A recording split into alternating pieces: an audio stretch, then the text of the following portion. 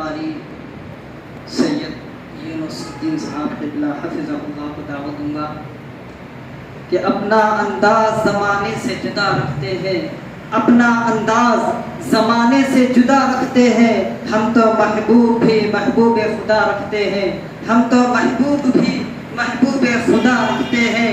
حسن یوسف کو دیکھ کر وہاں کٹی تھی انگلیاں، حسن یوسف کو دیکھ کر وہاں کٹی تھی انگلیاں، خود چاند کٹ گیا یہاں انگلی کو دیکھ کر، خود چاند کٹ گیا یہاں انگلی کو دیکھ کر، حسن یوسف پہ کٹی مصر میں انگشت زنا، سر کٹاتے ہیں تیرے نام پر مردان عرب، سر کٹاتے ہیں تیرے نام پر مردان عرب۔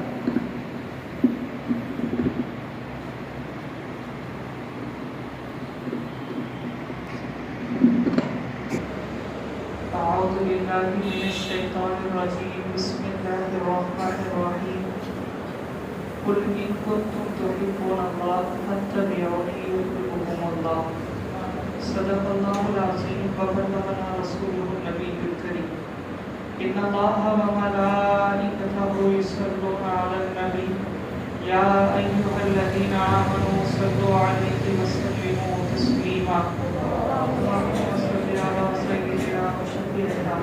ونبينا مولانا محمد وبارك وسلم صلى الله تعالى عليه وسلم۔ معزز سامعین کرام و حاضرین مجلس و عزیز طلباء اعزام، السلام علیکم ورحمۃ اللہ وبرکاتہ۔ اللہ تعالیٰ کا ہم پر بے پناہ فضل شکر ہے، اس کا احسان ہے، اس کا کرم ہے کہ اللہ تعالیٰ نے ہم تمام کو اشرف المخلوقات میں سے بنایا، اور اللہ تعالیٰ نے ہم تمام کو ایمان کی دولت سے نوازا اور اس کے حبیب پاک صلی اللہ تعالیٰ علیہ وسلم کو امتی بنایا، اور ہزارہا کروڑہا رحمتیں نازل ہو، برکتیں نازل ہو خاتم پیغمبران گنبد خضرا میں آرام فرمانے والے آقا حضور صلی اللہ تعالیٰ علیہ وسلم کو۔ آپ تمام کو میلاد النبی بہت بہت مبارک ہو۔ اللہ تعالیٰ نے قرآن میں فرمایا کہ اے اللہ کے نبی، آپ بندوں سے فرما دیجیے کہ اگر یہ لوگ دعویٰ کرتے ہیں اللہ سے محبت کرنے کا تو فاتبعونی، ان سے کہیے کہ یہ آپ کی پیروی کرے، آپ کی اتباع کرے، بدلے میں اللہ تعالیٰ ان سے محبت کرنے لگے گا۔ ایک چیز ہوتی ہے محبت، جس کے بارے میں زندگی میں ہم سنتے ہی رہتے ہیں، لوگ کہتے ہیں کہ فلاں کو فلاں سے محبت ہے، فلاں کو فلاں چیز سے بڑی رغبت ہے۔ تو محبت سنا ہوا لفظ ہے، پہچانا ہوا لفظ ہے، جانا ہوا لفظ ہے۔ علماء کرام اس کے بارے میں بہت کچھ لکھا ہے۔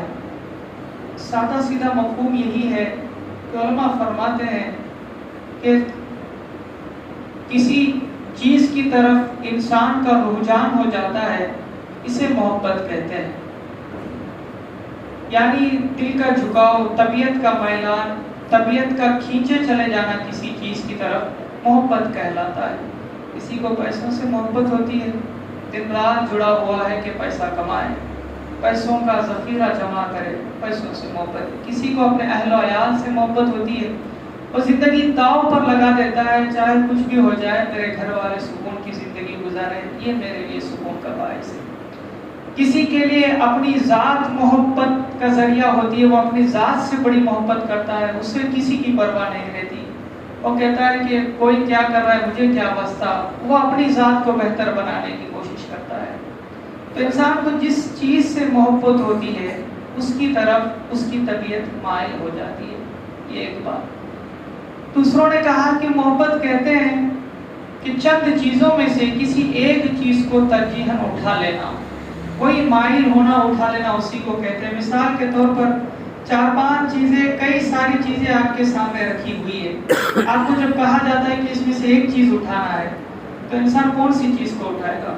تو جو پہلی چیز کو وہ اٹھاتا ہے، لوگ کہتے ہیں یہ اسی سے محبت کرتا ہے۔ اسی لیے تمام چیزوں کو چھوڑ کر اس نے کسی ایک چیز کو اٹھایا، کیونکہ اس کی طبیعت ادھر مائل تھی، ادھر کھینچی چلے جا رہی تھی۔ تو طبیعت کا مائل ہو جانا، کسی چیز کو چند چیزوں میں سے اٹھا لینا، یہ محبت کہلاتا ہے۔ اللہ تعالیٰ نے کہا ان السمع والبصر والفؤاد کل اولئک کان عنہ مسئولا، کان دیے سننے کے لیے، آنکھ دیے دیکھنے کے لیے، ایک دل بھی دیا ہے تمہیں محبت کرنے کے لیے۔ اولئک کان عنہ مسئولا، پھر ان تمام چیزوں سے کل قیامت کے دن میں سوال بھی کروں گا کہ تم نے اس کا استعمال کیسے کیا ہے۔ تو یہ بات لازمی ہے کہ انسان ہوگا تو دل ہوگا، جہاں دل ہوگا وہاں محبت ہوگی، وہاں کسی کا رجحان ہوگا، کسی کی آرزو ہوگی، کسی کی تمنا ہوگی۔ تو جہاں دل ہوگا وہاں محبت ہونا ضروری ہے۔ اسی لیے لوگ مثال کہتے ہیں کہ کوئی انسان سے اگر ایسی چیز ظاہر ہو جاتی ہے کہ جو ایک دم غیر معیار کی ہوتی ہے، تو کہتے ہیں کہ کیا تیرے سینے میں دل نہیں ہے؟ کیا تو پتھر رکھ کر پھرتا ہے، ایسا کام کر رہا ہے؟ کیوں کہتے ہیں؟ کیونکہ پتھر کے پاس وہ جذبہ نہیں ہوتا، دل میں وہ جذبہ ہوتا ہے محبت کا، اسی لیے بڑے لوگ اس کی مثال دیتے ہیں۔ تو جہاں دل ہوتا ہے وہاں محبت ضروری ہے۔ اسی لیے اللہ تعالیٰ بھی کہتا ہے والذین آمنوا اشد حبا للہ، وہ لوگ جو ایمان لا چکے وہ تو اللہ سے بے انتہا محبت کرنے لگتے ہیں۔ یہ ایمان والوں کی مثال ہے۔ اور عام انسانوں کے تعلق سے اللہ تعالیٰ نے کہا وَتُحِبُّونَ الْمَالَ حُبًّا جَمًّا، عام لوگ وہ ہوتے ہیں جو مال و دولت سے بے انتہا محبت کرتے ہیں، کسی کو کسی سے محبت ہوتی ہے۔ تو اللہ نے ایمان والوں کا معیار کیا مقرر کیا؟ وَالَّذِينَ آمَنُوا أَشَدُّ حُبًّا لِلَّهِ، جو اللہ کے اوپر ایمان کرتے ہیں، ایمان لا چکے، وہ تو اللہ سے بے انتہا محبت کرنے والے ہیں۔ ٹھیک ہے، اللہ سے محبت کرنے والے ہیں۔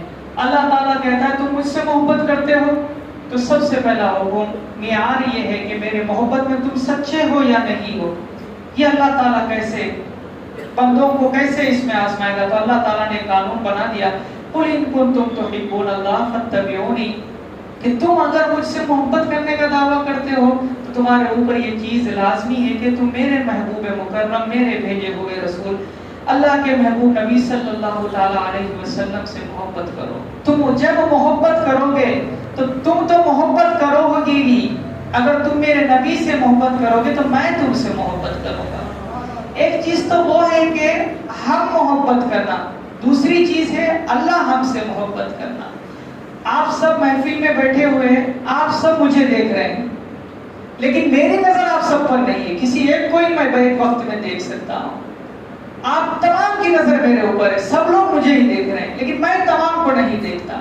اسی طرح اللہ ہے، تمام بندے جو دنیا میں رہیں گے، ایمان لانے والے ہوں گے، سب لوگ کہیں گے کہ میں اللہ سے محبت کرتا ہوں، نماز پڑھتا ہوں اللہ راضی ہو جائے، روزہ رکھتا ہوں اللہ راضی ہو جائے، حج کرتا ہوں اللہ راضی ہو جائے، کسی کو خیرات دیتا ہوں اللہ راضی ہو جائے، کسی کا دل نہیں توڑتا اللہ راضی ہو جائے، میں اپنے پڑوس کو تکلیف نہیں دیتا کہ اللہ راضی ہو جائے۔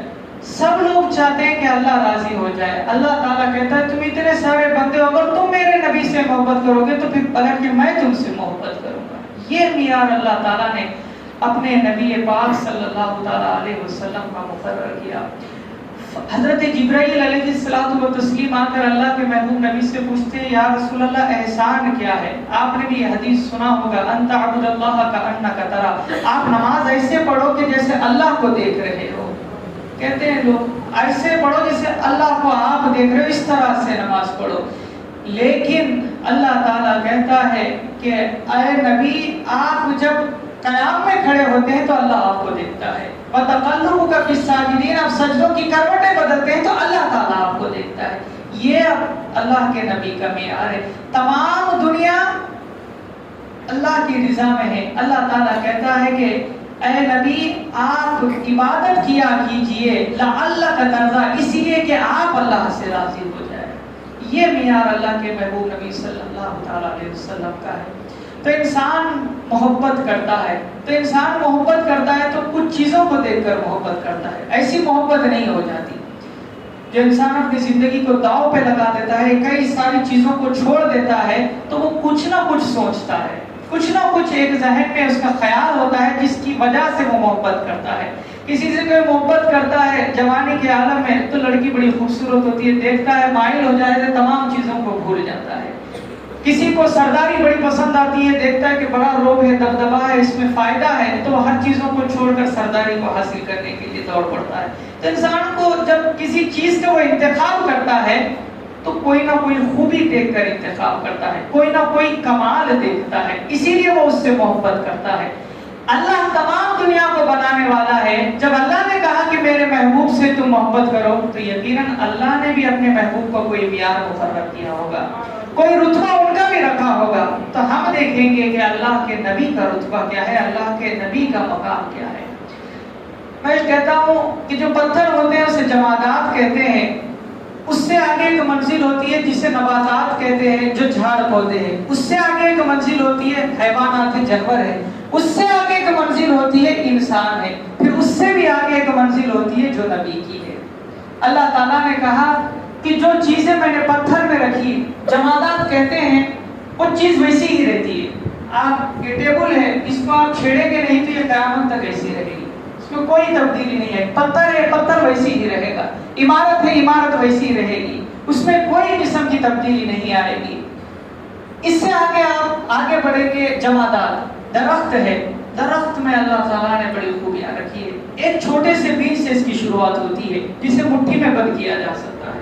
مٹھی کے اندر پکڑو تو بیج آ جائے گا، لیکن اس بیج کو آپ زمین میں ڈالیں گے، اس کی آپ پرورش کریں گے، اس کی نگہبانی کریں گے تو اس میں سے چھوٹا سا پودا نکلے گا. پھر وہ پودا تھوڑا تھوڑا دھیرے ہوتا ہوا ایک بڑا مضبوط درخت بن جائے گا. پھر اس کے پھل نکلیں گے، پھر اس کے بیج ہوں گے، پھر وہ بیج زمین میں گریں گے، پھر اور سارے درخت ہوں گے. پتھر جیسا ہے، دوسرے پتھر کو پیدا نہیں کر سکتا، لیکن اس کے آگے کی منزل اللہ تعالیٰ نے وہ تمام خوبیاں نباتات میں جمع کر دی. تو اسی لیے یہ جب اسے پرورش کی جاتی ہے تو یہ خود بھی پلتا ہے، بڑا ہوتا ہے، پھر آنے والے دوسرے نسل کی زندگی بھی فراہم کرتا ہے. لیکن یہ محتاج ہے، کچھ نہ کچھ انسان کا محتاج ہوتا ہے. اس کو ٹائم پر پانی دینا پڑتا ہے، کھاد دینی پڑتی ہے، اس کی جو ضروریات ہیں وہ ضروریات پورے کرنے ہوتے ہیں. اس سے آگے آپ نکلیں گے تو حیوان کی منزل آتی ہے. اسے دیکھ بھال کرنے کی ضرورت نہیں ہوتی. اسے بھوک لگتی ہے، یہ اپنا کھانا خود تلاش کر لیتا ہے. پیاس لگتی ہے، پانی خود پی لیتا ہے. جھاڑ کو اگر پانی کی ضرورت ہوتی ہے تو وہ خود نہیں لے سکتا جب تک کہ کوئی انسان نہ ڈالے. انسان ڈالے گا تو اس کی زندگی بچے گی، اگر نہ ڈالے گا تو وہ سوکھ کر مر جائے گا. اسی طرح اس کو کھیت میں کھاد کی ضرورت ہوتی ہے، لیکن وہ لے نہیں سکتا جب تک کہ انسان نہ دے. حیوان ہے، بھوک لگتی ہے، کھانا بھی کھا لیتا ہے، پانی پی لیتا ہے. تو یہ کمالات حیوان میں جمع کر دیے، لیکن اس کا زندگی کا سلیقہ ویسے ہی رہتا ہے جیسے تھے پہلے میں، ابھی بھی ویسی ہے، کوئی تبدیلی نہیں. اس سے آگے نکلیں گے تو یہ تمام خوبیوں کو ملا کر اللہ تعالیٰ نے انسان میں جمع کر دیا. اسی لیے اللہ تعالیٰ نے کہا لَقَدْ خَلَقْنَا الْإِنسَانَ فِي أَحْسَنِ تَقْوِيمٍ، کہ میرے کاریگر کے، قدرت کے، مخلوق میں بہترین شاہکار انسان ہے جسے اعلیٰ منزل پہ میں نے فائز کیا. یہ سب کام انسان کر سکتا ہے. پتھر کا کام بھی انسان کر سکتا ہے، درخت کا کام بھی کر سکتا ہے، حیوان کا کام بھی کر سکتا ہے، لیکن انسان کا کام یہ تینوں مل کر بھی نہیں کر سکتے. ایک انسان جو کام کرتا ہے نہ وہ کام حیوان کر سکتا ہے، نہ درخت کر سکتا ہے، نہ پتھر کر سکتا ہے، نہ ہی یہ تینوں مل جائے تب بھی نہیں کر سکتے. اتنا کمال انسان کے اندر ہے. انسان چاہتا ہے تو بڑے پہاڑوں کو ریزہ کر کر مٹی میں ملا دیتا ہے. انسان چاہتا ہے بڑے درختوں کو کاٹ کر چکنا چور کر دیتا ہے. انسان چاہتا ہے تو اپنے انگلی کے اشارے پر بڑے سے بڑے جانور کو نچاتا ہے. آپ نے دیکھا سرکس میں شیر ہوتا ہے، انسان اشارہ کرتا ہے اچھل کر کود جاتا ہے، انسان اشارہ کرتا ہے بیٹھ جاتا ہے. ہاتھی ہوتا ہے اتنے بڑے جسم کا مالک، لیکن ایک اشارہ کرتے ہی بیٹھ جاتا ہے، اشارہ کرنے سے اٹھ جاتا ہے. تو یہ انسان کا کمال ہے. تینوں مل کر بھی چاہے آپ ایک جانور کی زندگی بھر پرورش کرتے رہے، اس کے اندر صلاحیتیں داخل کرتے رہے، اسے پڑھاتے رہے، چاہے جو کچھ کہے، لیکن ایک جانور کبھی انسان کے مقام پر آ ہی نہیں سکتا. وہ انسان جو انسانوں میں سب سے زیادہ بیوقوف ہے، اس کی بھی برابری حیوان نہیں کر سکتا. کتے کو چاہے کتنے بڑے محل میں آپ کیوں نہ رکھیں، لیکن جو سڑکوں پہ پھرنے والا آوارہ بچہ ہوتا ہے وہ اس کی صلاحیت کا بھی مقابلہ نہیں کر سکتا. یہ اللہ کی عطا ہے. یہ سب کے اپنے اپنے درجے اللہ نے مقرر کی. اسی طرح تمام انسان بھی مل کر ایک نبی نہیں بن سکتے.